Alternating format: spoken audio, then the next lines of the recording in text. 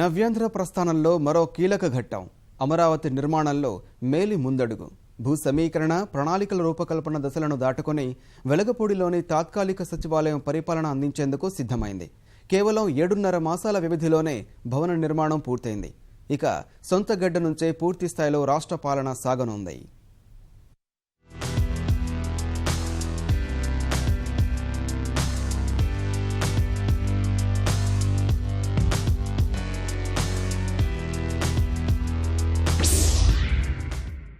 సచివాలయ పరిపాలనకు ముఖ్యమైనది ముఖ్యమంత్రి కార్యాలయ భవనం. ఈ నెల 11 నుంచి ముఖ్యమంత్రి ఇక్కడి నుంచే పరిపాలన సాగించేగా చురుగ్గా ఏర్పాట్లు అవి చేస్తున్నారు. ఈ ముఖ్యమంత్రి కార్యాలయ భవనానికి అనుబంధంగానే మిగిలిన శాఖలన్నీ పనిచేయాల్సి ఉంటుంది.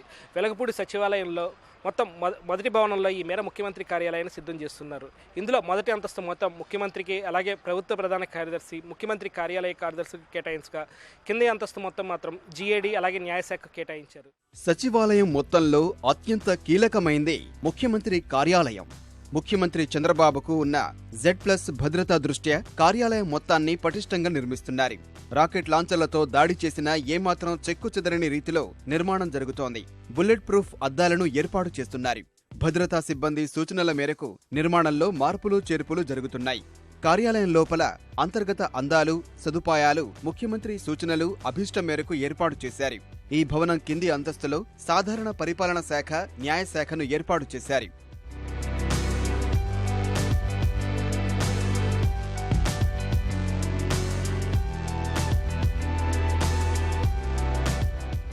మొదటి భవనం తర్వాత కీలకమైంది మనం చూస్తున్న రెండో భవనం. 100% పరిపాలనకు సిద్ధమైన తొలి భవనం కూడా ఇదే.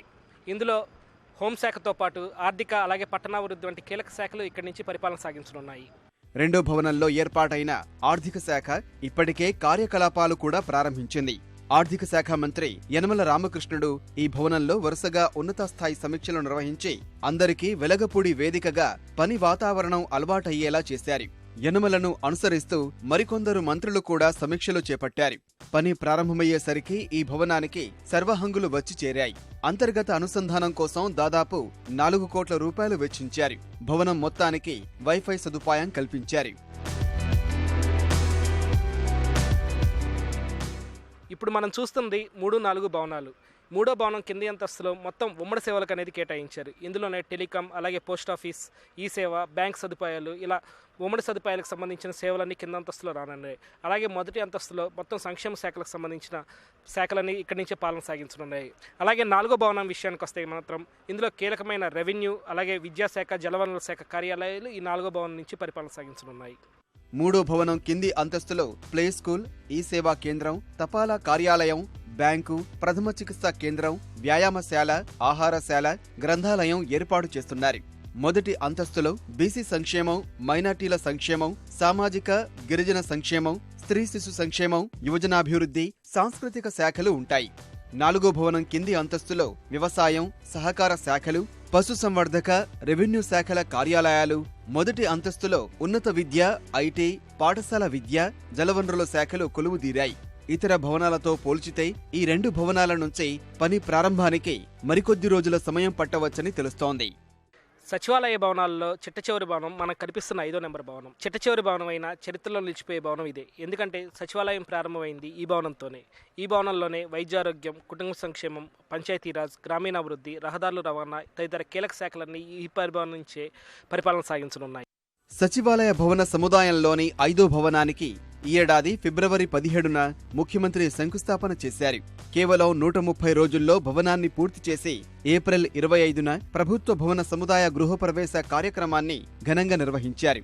రెండో భవనం తరహాలోనే ఇక్కడ పూర్తిస్థాయి పరిపాలనకు అన్ని ఏర్పాట్లు ఉన్నాయి. ఈ యొక్క అమరావతి అనేది ఈరోజు మనకున్న 13 జిల్లాలకు సముద్రంలో ఉంది. అంటే శ్రీకాకుళం ఉత్తర కోస్తాలో చివరి జిల్లా అయితే, ఇటుపక్క రాయలసీమలో అనంతపురం చివరి జిల్లా. అనంతపురం నుంచి కానీ శ్రీకాకుళం నుంచి కానీ ఇది సముద్రంలో ఉండటం వల్ల అందరికీ పరిపాలన సులువు అవుతుంది.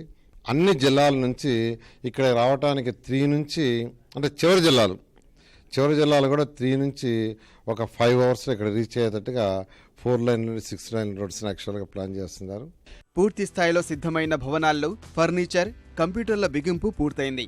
హైదరాబాద్ నుంచి దాదాపు 2000 మంది సిబ్బంది సచివాలయంలో అడుగు పెట్టబోతున్నారు.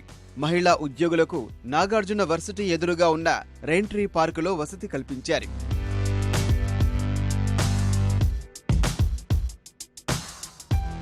ఎయిర్ కండిషనింగు, చైర్సు, టేబుల్సు, తర్వాత వాటర్ సప్లై సిస్టము, ఇంటర్నెట్, తర్వాత టెలిఫోన్సు, ఇలాంటి మౌలికమైనవన్నీ కూడా పూర్తి చేయడం జరిగింది.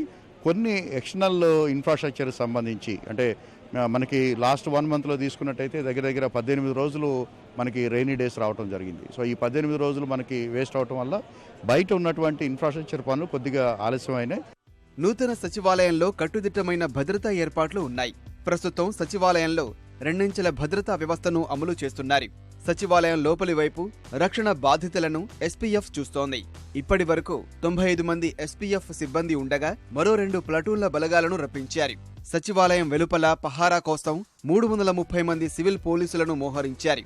సచివాలయానికి ఉద్యోగులు, ప్రజలు వచ్చేందుకు 23 ఆర్టీసీ బస్సులను ఏర్పాటు చేశారు.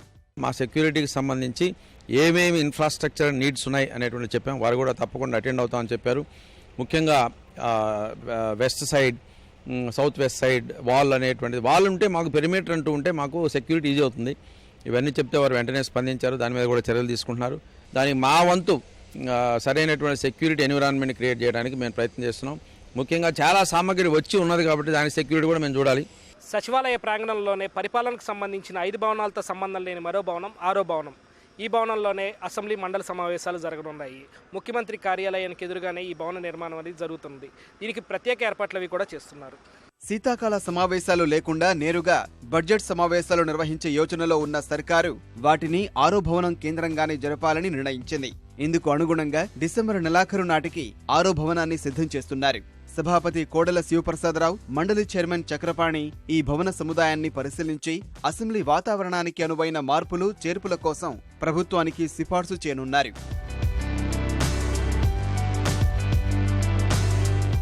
ఇక సచివాలయ పరిసరాలను పరిశీలిస్తే నిర్మాణ కార్మికులు, కాంక్రీట్ యంత్రాల జోరు, పైపుల ఏర్పాటు, రోడ్డు నిర్మాణ పనులు, పార్కు పనులు, పచ్చదనం పెంచేందుకు కృషి, సాంకేతిక నిపుణులు, ఇలా హడావుడి వాతావరణం కనిపిస్తోంది. మొత్తంగా చూస్తే అమరావతి సచివాలయం నుంచి పరిపాలన అనేది ప్రారంభమవుతుందని అధికార వర్గాలు చెప్తున్నా మొత్తం సర్దుకోవడానికి మాత్రం ఇంకొన్ని రోజులు సమయం పడుతుందనే చెప్పాలి. ఏదేమైనా సరే ఇక్కడ దసరా సెలవుల తర్వాత కానీ పూర్తి స్థాయి పని వాతావరణం అనేది కనిపించేటట్లేదు. కెమెరామెన్ శేషుబాబుతో VSN Krishna, ETV news, Amaravati.